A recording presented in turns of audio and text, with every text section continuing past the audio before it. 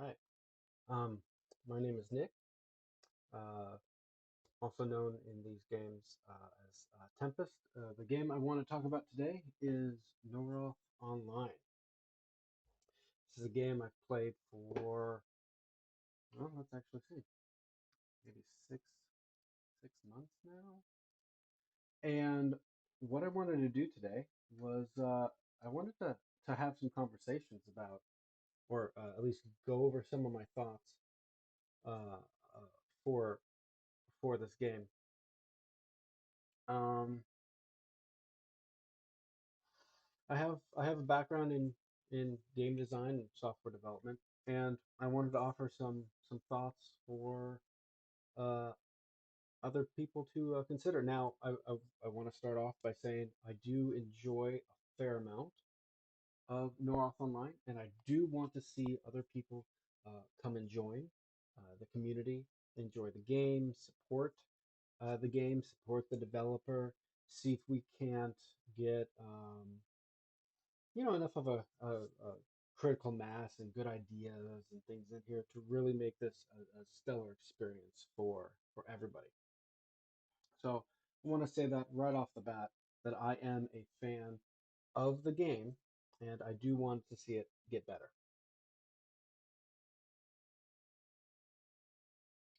Um, so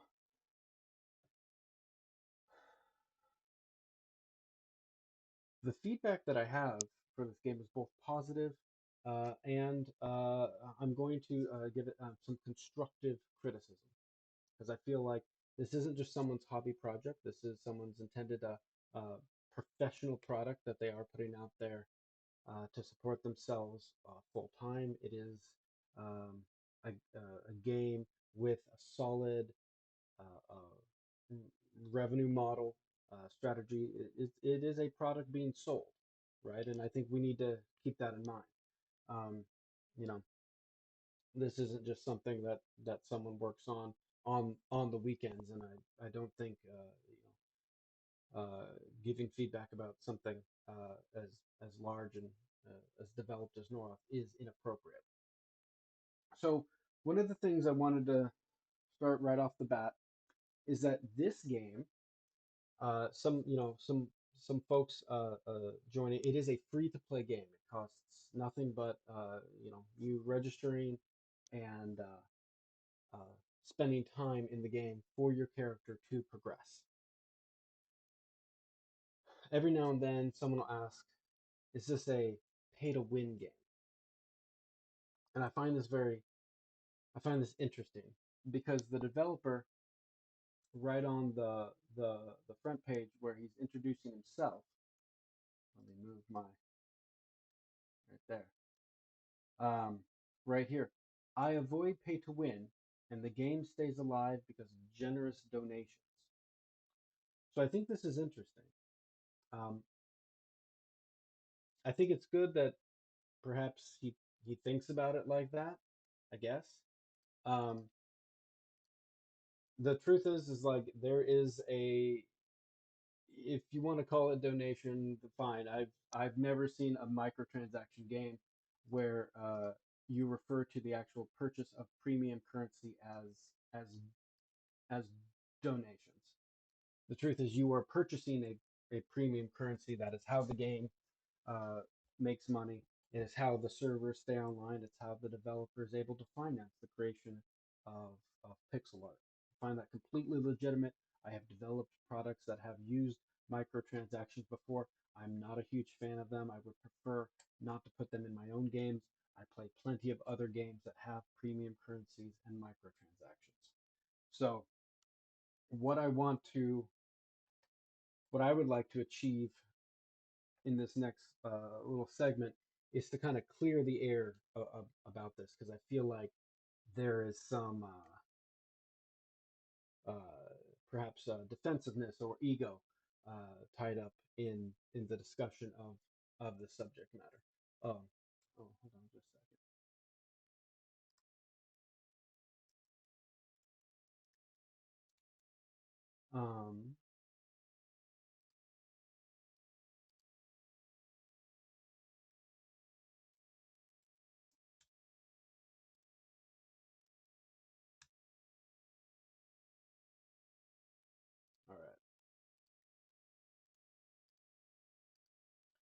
Okay, so is the game pay to win?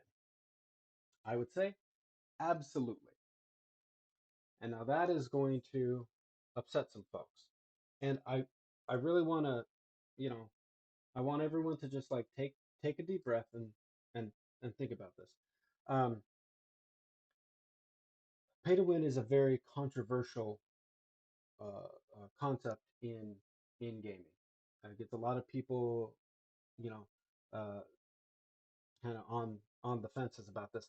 Um,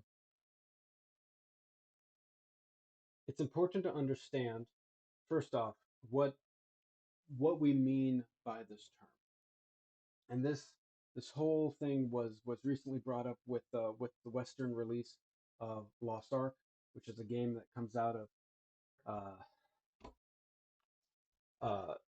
I think of the Korean market, heavily pay to win. And by that we mean microtransactions that allow someone to achieve a benefit over someone who is not paying with that premium currency, exchanging that dollar for something that is a perceived win. And so this is very important that there isn't just one definition of win. And I think that's what Rob here, who goes by Twin Eagle in the game, is perhaps referring to when he says um, this. You know, it's not pay to win. And when directly asked by another player, he said, "We don't sell power." And okay, that's fair. I don't know what that is. I don't know what power is, and I don't really know too many games that would sell power. Most pay to win games um, sell a microtransaction that can be exchanged for things that would allow one player to have an advantage over another player. And so I wanted to show this because I feel like there is I don't want to speak for anyone else, but I do pay attention to the way some folks defend um, this business model as if there is some shame or embarrassment with selling a premium currency. And I'm here to say, like, again, you know, I personally wouldn't want to put this model into one of my own games, but this is the business model that this game has decided to have, that its developers decided to have to support the game. And you can play for free, and you can make a decision on whether or not you want to support them this way. But when people like, oh, it's not really pay to win, there's just maybe some cosmetics or maybe some quality of life. And so, you know, I kind of want to just look at that for a sec, because what I want to have is I want to have a conversation with, you know, around this topic, because I think it does a disservice to your growing player base if we can't even own, you know, really own how this game makes its money, how this game stays afloat, right? Because the secret to a free to play model, and I have been involved in free to play games for more than 10 years, both as a developer and a player, the vast majority of your players play for free. And what you're hoping for is unfortunately, the pejorative term is a whale, but someone with deeper pockets who's going to come in and spend a great deal of money that makes up for all the players who didn't pay. And there's a very good reason for this. It's because this person, you've allowed them to achieve a sensation of winning over all these other people who did not pay, right? By have those premium perks. I mean, Idle Quest Online, or not Idle Quest Online, Idle Quest RPG and other such games give you a specific title on your character based on how much money you've spent in the game to lord over all others that don't have that title, saying, I have paid money, this is my perk, this is my leaderboard or incentive. So the microtransaction you know, concept here, this free to play concept, is pay to win. And if you want to label it as pay for convenience, or just say, hey, we have microtransactions or we sell cosmetics, fine. What I want to do is try to dispel as much hesitancy in this community around this, you know, pay to win. You are playing a pay to win game. You need to just own that fact that there are people in this game that will have more than you, uh, uh, um, because they are willing to fork over cash, and that is by design. That is not an exploit. That is not a bug. That is exactly how this thing is designed. If it was not, there would be a one-time purchase, um, and there wouldn't be a, there would be like a one-time purchase, like $15, you get the game, right? Or a subscription model. You pay, everyone pays the same every month, but it's not like that. And so if you wanted to call this purchase donations, that's fine.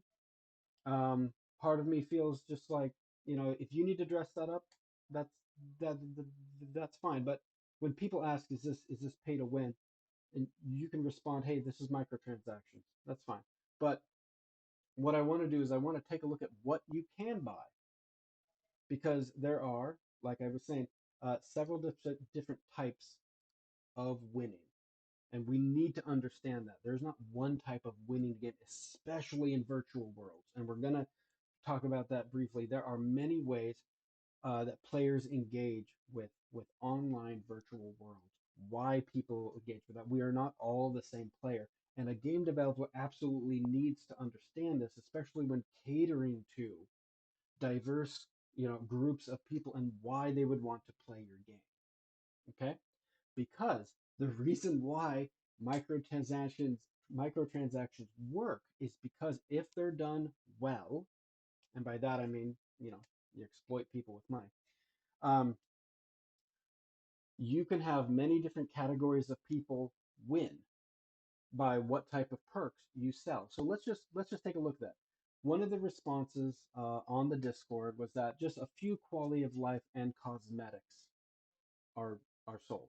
So I wanna just point out the very first part of this cash shop is coin increase, experience increase, prevent experience loss on death, which is a time saver. Essentially, it's experience gain. 30 minutes of a random global. Again, coin drop, experience drop, more. This is basically more actions per more actions per minute. That's what frenzy is, right? It's a decreased timer for your action. Um, Again, now these are global, but depending on who's on or who's not, um, some people are going to get a bonus. And the thing with all these bonuses is to keep in mind you can exchange your money for this perk. Okay, magic find, durability protection, refining luck, meaning that if you want to craft or look for a certain thing, you will be more lucky than other people, right? um and this I wouldn't necessarily call this stuff quality of life. These are all perks that help you get ahead of somebody else, um especially these non-global ones. These things right here: alignment change, health pack, and I am legend potion. These things are not cosmetic, nor are they necessarily quality of life. These are in-game items that you would need to play. Alignment is crucial for certain quests in your guild. I am legend is essentially a subscription model. You get a certain amount of perks for 30 days. So not only is there a microtransaction thing, a microtransaction store, but there's also a subscription model, an optional subscription that many players do because they don't want to feel like they're missing out. The perks here are great: tax-free market posts, extra mail, extra market. You get so, and this is something to keep in mind too. And I'm going to go over this later when we talk about types of winning. There's a badge. There's a badge to let other people know that you have paid for this. It's a little sword icon on chat so everyone knows that you've paid. What would that be for? And we're going to talk about that. Um, but just keep that in mind. Um, then we have the crafting and refinement. So again, like identification scrolls, jewel extractor, like this is not quality. This is not quality of life. This is about making sure you don't suffer the way other people suffer when they when they have to resocket items, right? Um, Yeah, now we get into teleportation, infusion. I mean, like, again, these are a whole bunch of items. This stuff starts to get into quality of life. And so when we say, pay to again, when we say pay to win, one of the biggest or pay for convenience, one of the biggest pain points for every new player is the small amount of inventory and stash that you get. And I will say, to get rid of my recommendation to all new players is to increase your inventory, increase your stash expander, even to the point of getting another character. You have to pay for another character. Um, these things help. You go out, spend a little bit of time gathering anything, spend a little bit of time fighting anything. Your inventory fills up, and you have no idea what you can't do anything with a full inventory. You have to just sell your stuff. You accumulate so much stuff in this game, and you have no place to store it. So immediately um, you have this friction. Your ability to function in the game is blocked unless you get this purchase and expand, because the amount, you can talk to anyone in the game, your inventory goes from however many slots it is, 20 or whatever, to 40 to 60 to 100. And oh my gosh, I can leave town for more than 5 minutes at a time. I can gather at a certain location for more than 10 minutes at a time, and my entire backpack's not full, right? And fusion stones are also the same thing, both in allowing teleport to happen, the ability to right click and skip across the map, thus avoiding enemies. Or you can use infusion stones to increase how much of the same item or your stack you can keep on one square in your backpack. This is a huge advantage you can get over another player by being able to stack 3, 4, 5, 100 items, as the default's 100. So I can double my entire inventory if I'm just willing to pay some money. And I want to just mention this briefly. The Norroth coin is the premium currency. It is not the only currency in the game to enable some of these purchases. And some people will say, "Oh, but you can also earn them in game, or you can also find them in game, or you can use the achievement points to purchase these, or the daily quest currency laurels to purchase this." These are red herring arguments. These are it doesn't matter how else you can earn them. Can you take real money and exchange them for this perk? Yes. Okay, game is pay to win. It doesn't matter that there's three other currencies in the game that you can get at inventory slot expander, event tickets, achievement points. That's great. That makes it more inviting, and new players should understand that there is plenty of ways to earn a number of these perks just by playing the game. Not all of them. I don't believe all of these perks are available in each store. Okay, but it's important. Some people say even the developer will defend it by saying, "Oh, but you can play and you can." Sure, that's fantastic. But can I exchange my cash for these things? And the answer is yes. The last thing is, these keys, some of these boxes. Now, these presents, these typically work like loot boxes, which is a pretty controversial thing. It's pretty close to gambling, in the simple fact that, like, uh, they're scratch tickets, right? These are, you buy one of these things and it's a grab bag of what you could get. I'm not a big fan of this. Um, let's see, and then finally here, down at the bottom, down at the very bottom, the very last thing are the cosmetics. So let's just keep that in mind when people try to defend this. The thing that people always go to, oh, the game is just about cosmetics, or the premium stuff is just about cosmetics. It's the very last category of what is purchasable here. That should tell you a lot about what the intention of the store is, right? The intention of the store, you are much more likely to buy the things up at the very top, right? Experience gains more than more than these cosmetics. But even these cosmetics are pay to win. Cosmetics are totally pay to win, and I'll explain that when we talk about what it is to win. Okay? So yeah, you can change your name, give yourself a custom title. That's cool. the auras, right? And even different skins for your character. Excellent. And again, just reiterating, like I've bought plenty from the store. I'm not against the developer making having the decision that he's going to support his game using this model. But this is a pay to win game, and those are the things you can buy to win. So now let's just talk about what it means to win. Okay, this game's chat, or actually, yeah, let's just talk about it. So I'm gonna go back a little bit here, give you guys a bit of a history lesson.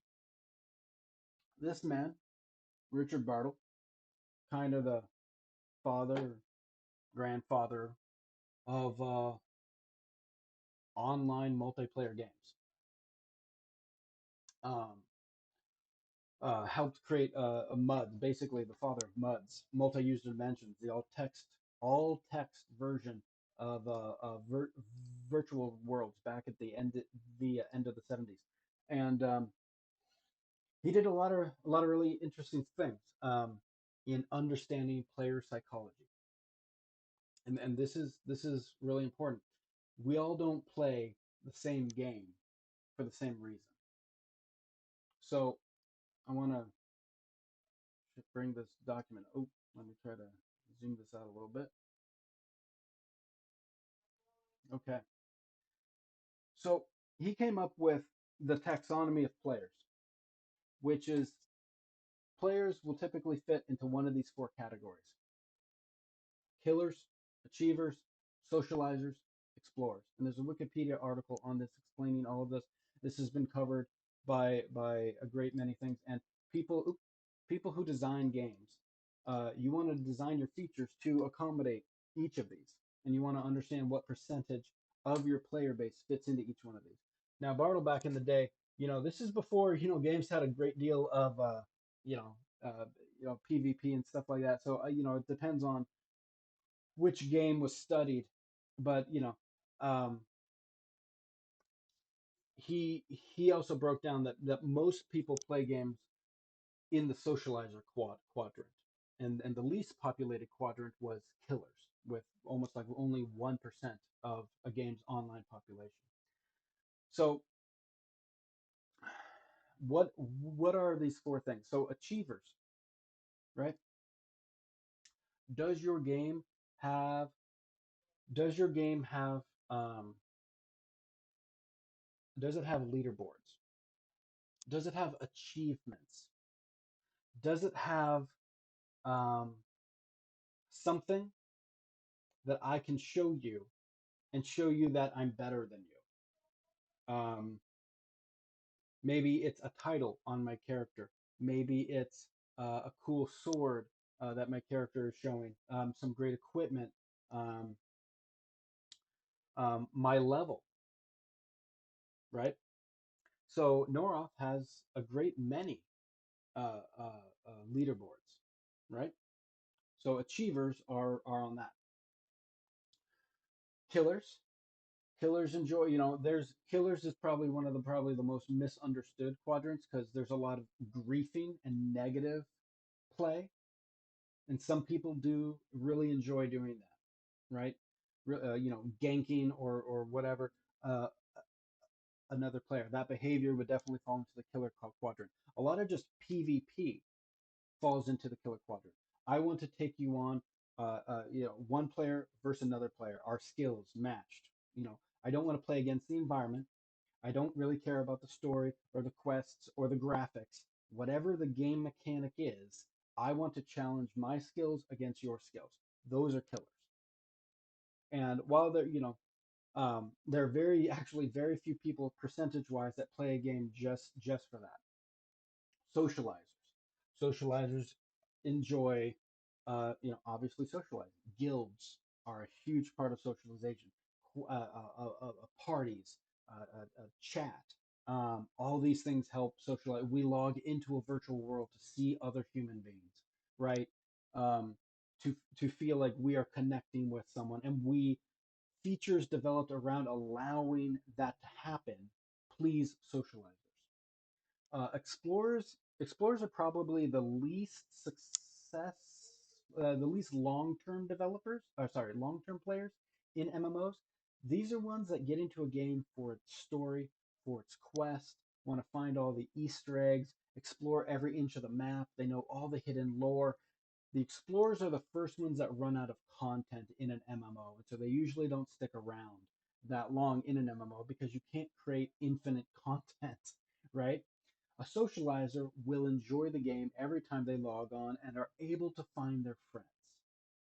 An achiever will be able to uh, log in every day and have fun as long as there is some sort of new achievement or goal, title, or leaderboard, right? Daily leaderboards, weekly leaderboards, monthly leaderboards, whatever those are achievers.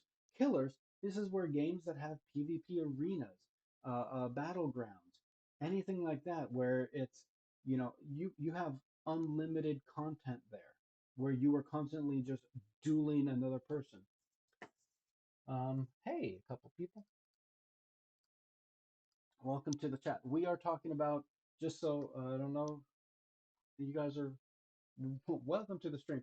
Right now, we're talking about Norroth Online and just talking about how pay to win kind of factors into to this free online game, and just kind of understanding the basics. The volume's a little low. Okay, let's see if I can do something about that. Okay, is that any better? Okay, let's see if I can get the mic up. Okay, cool. Okay, let's try that. So explorers, you don't usually see too much in MMOs. They don't usually stay around too long. They'll play maybe through the main, right, the main story quests, and then leave. It is very hard for an online virtual world to please explorers, um, because they have much more time. Players will always have much more time than a developer, um,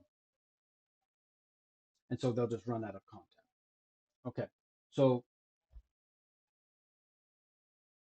the reason why you bring this up is because you're like, okay, well, what about pay yeah, so killers.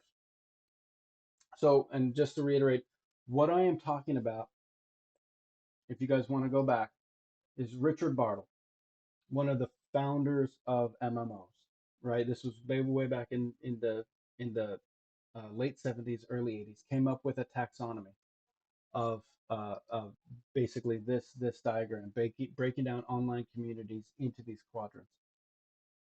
Killers are people that really thrive on player versus player dominance, right? They're not doing it just for a leaderboard ranking, and they're not doing it just to feel like they're part of a community.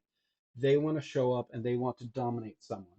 Now, sometimes this is really negative interactions where someone's surprised you, ganked you, was like an unfair fight, trolling someone, honestly scamming someone in a game can be killer-like behavior.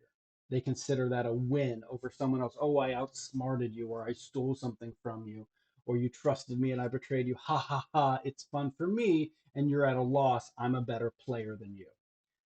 Okay, that's part of it, and that's often where like killer gets sort of misunderstood from kind of the original meaning, but it does describe that behavior. People that enjoy dueling other folks, showing off my skill against you, um, would fall into the killer category. I want to log into a game and I want to outplay you. I want to show you I'm a better player. I am better at this game than you are. That's the killer mentality. And right, and this again, this term came up, whatever, 40 years ago. Killer may not be the word we would use today to describe someone like this. For those of you that are fans of Magic the Gathering, if you ever look into how they design Magic, they'll have something like this, and they break it down into three categories on how people play Magic. And maybe I'll chat about that later. but it was, basically, are you always playing the deck where you are the most likely to win because that's what you want to do? You want to win matches, even if your deck is just a copy of someone else's, even if you haven't really done anything inventive, it's statistically better to win than other decks, right? The meta, if you will, and Hearthstone kind of suffers from the same thing. Some people will just meta deck. Other people prefer really interesting combinations, and they may play the game of Magic the Gathering not to necessarily win, but they really, really like it when a specific combo happens. I was able to play this card and then this card, and whoa, that was a really cool effect. And if you've played Hearthstone or if you've played Magic the Gathering, you sort of know what I mean. Like there are some cards that are really cool when you get to play them. You may not win every game, but when you do, when you play that card, you typically win. That's a different design of the deck and a different player psychology on why you would design a deck like that and what you get out of playing it. And this is all just to show there's not one way to win. Um, there's not one definition. So when we say is a game pay to win, what are you talking about? If you say, if you're talking about can I pay to get to the top of a leaderboard in Norroth? Absolutely. Why? Because I can buy experience boosts. I still need to play, but I can make one of my days count as two. I can do that because I can pay money, right? And so now I'm going to get higher on a leaderboard than you are because I can pay for experience. If the game was about, um, for example, cosmetics, cosmetics are also a sign of status, right? And you know this in other games that have like World of Warcraft has mounts, and some mounts are very hard to get. Not all mounts are equal. Mounts are a sign of status, just like certain pieces of equipment. But a lot of these mounts are kind of cosmetic. We can all get on a mount and have it easier transportation. So why don't we all just use the same horse mount? Well, because there's an ego part of it. Some of us like to show off our fancier or more rare mount. So going back to the store, they sell skins for your character as well as auras that go around your character. If the reason why I play is to show off how my character appears and how it appears differently than yours, and because mine glows and yours doesn't, maybe I'm a little bit better than you, right? It's the same way of like in real life we do this with fashion and clothes. It's part of who we are to compare ourselves to somebody else. So to say, and it's all over. I mean, it's Instagram. It's all this stuff. To say that like some people do not define that to say that some people don't define that as winning is being disingenuous. I have bought the Elder Enchanter. And guess what? This is not purchasable by achievement points. It's not purchasable by in-game laurels or in-game gold. It's only purchasable by the premium currency. I've also purchased one of these glows. My character, and let's see if we go look at it for a second. I am a glowing blue. You cannot look like me, no matter how hard you play, unless you exchange something for the in-game currency, right? This combination right here, the glow and this character sprite, is not given away. It is not purchasable except by premium currency. And even if you traded for premium currency, it means someone else provided this. Did I make this game? No, I did not make this game. It is a game I do recommend you try. It is called Nora. Here, let me see if I can put the URL in there. It is called Norroth. Oops, let me see. Oops, sorry, I'm moving the wrong thing. It's called Norroth, uh, Norroth.com. And eventually, when this thing gets on YouTube, I'll provide a link for referral. I do recommend it. It is a fun, browser game. Yeah, and I'm just doing some review on the various features. I'd really like to see the community grow on this game. and I think it just needs. I'd like to see some of the less developed areas of the game more developed. So I'm just doing a bit of review on that those parts. There's also some excellent parts of the game that I like to talk about. Have you written games of your own? Yes, I have. Um, uh, a while ago, I was a social game developer back when Facebook games were just popping off back in the era of Farmville and stuff like that. I was into mobile and online gaming, and I'm trying to get back into some online gaming now, and developing games. Um, and as part of being a good game developer, you want to play a lot of other games, and I try to help this game out, playing it and also sharing my thoughts with the developer. There's been a lot of improvements to this game over the past year that a number of players have contributed uh, their ideas, and the developer who works on this game every day and has incorporated um, a lot of really great ideas. So just to go back about, is the game pay to win? It's like, well, what is your definition of winning? Right? When I can show up like this and I look cooler than you, to some people, that may be winning. When I go to the leaderboard here, where's the leaderboard? Oop, that's just everyone. I go to the leaderboard here, and this game has a lot of leaderboards. Let's not, oh, the drop down doesn't really appear. There's alchemy, there's bosses killed, there's carpentry. I'm gonna go down to a mining for a second because here I hold the number one slot. And look, there's a player that's at number two.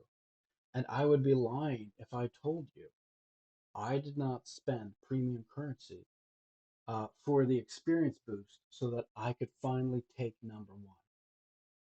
And the reason why this pay to win and achiever, this achiever strategy, this psychology of online players, it works.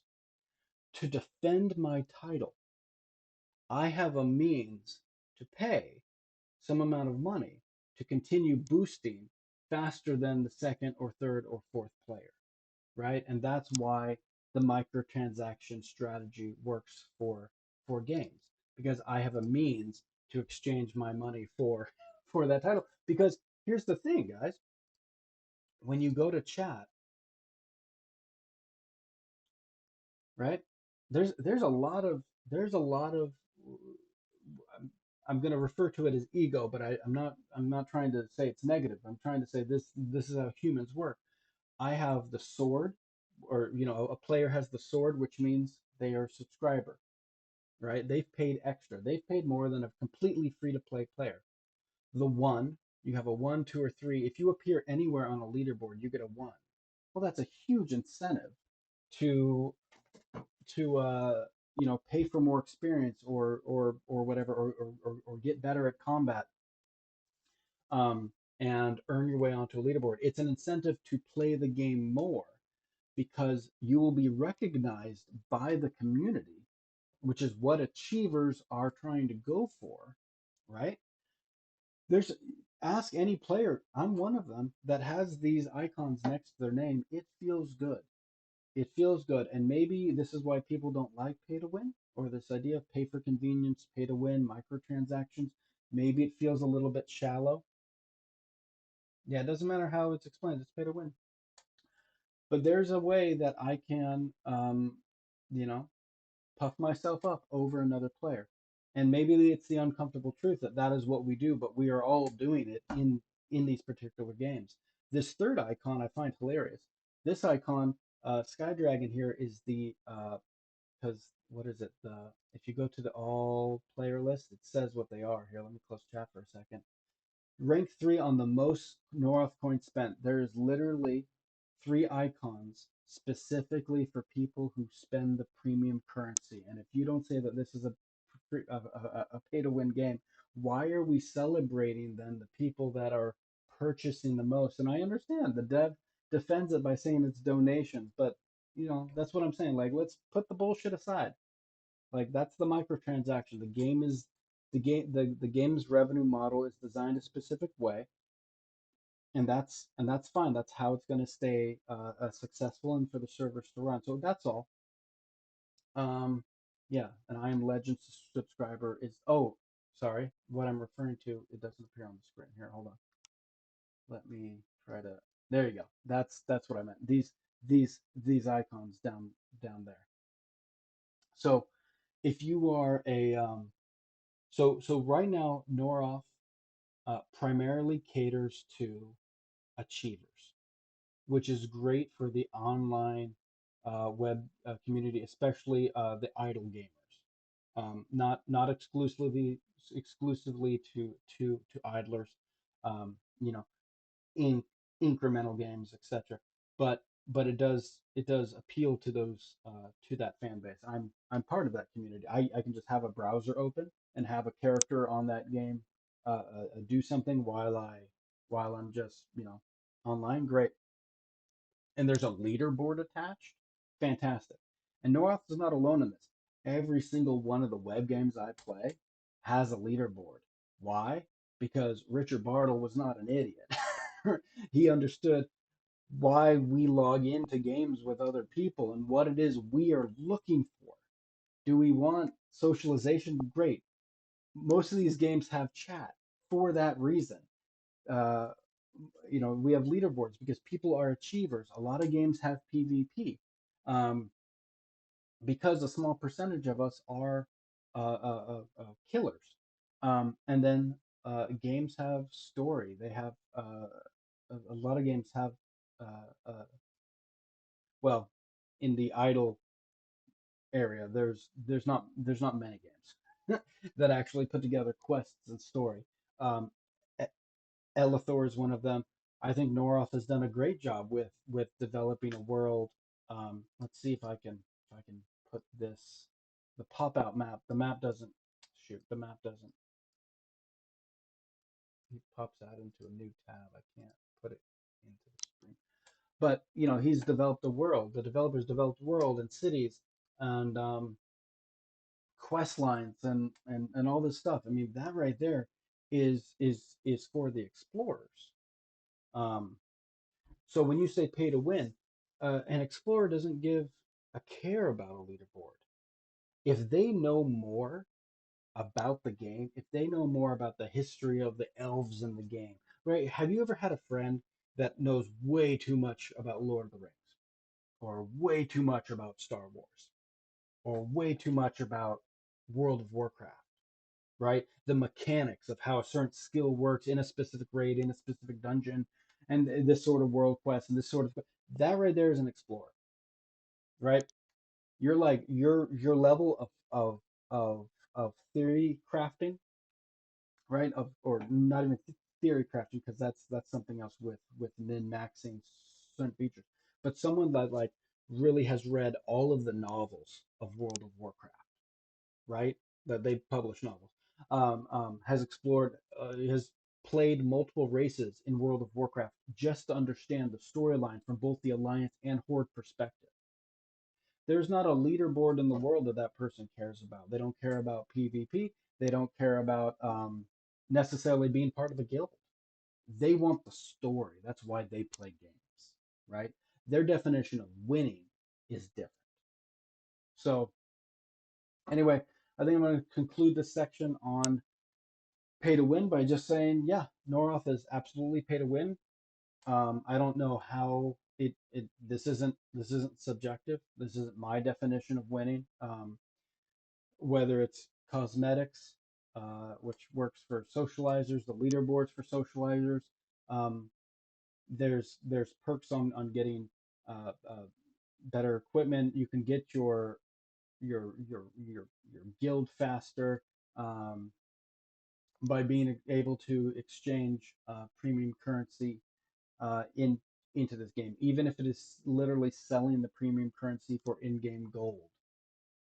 That helps your character develop. It helps your character acquire, tokens and reroll dice. I can get better equipment than you I can get more inventory slots. I can get more characters than you. I mean, here, I'm just going to, let's just talk about this for a sec. I have Tempest, I have Stormbringer, I have Thunder, I have Blizzard, I have Monsoon, I have Brap Brap. And I was able to do this. I have that much more inventory space than you. That means when it comes to daily quests, I have I have almost every single item in the game, you know, almost, or at least storage space for it. So when a daily quest comes up, I can instantly turn it in. And that is a huge advantage over a new player. And it doesn't matter, even if that new player was to play 1,000 hours, the fact that I can exchange money and instantly get better than somebody else means it's pay to win. So, yeah, that's it. Just wanted to conclude that. Again, I support the game. I hope people come and play it when this is on YouTube. I'll put the referral link down there in the description. Um, yeah, great. Thank you. I do want to. I'm going to continue the stream for just a second. Hold on. I'm going to.